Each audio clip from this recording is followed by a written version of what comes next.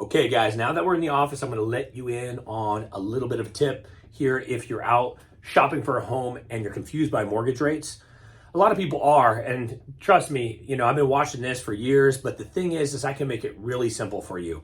Most of the time, if you're the average buyer out there, a lot of the information, by the time you get it, it's been outdated.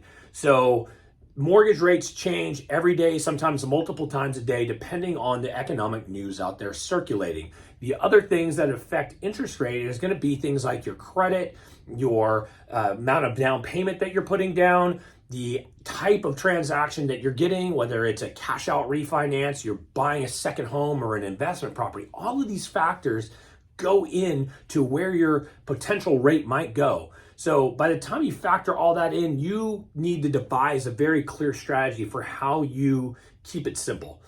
And the way you do that is by understanding where the national trend is going with interest rates and seeing how they compare to yesterday and doing that on a multiple basis. So what I do is I watch the 30-year fixed interest rates and I look at that trend line and I can see if things are trending better from yesterday to today. And what does that do for my payment? And then you might look at that daily, you might look at that weekly. But if you're an active buyer, it's important to understand how these little changes in rates affect your payment.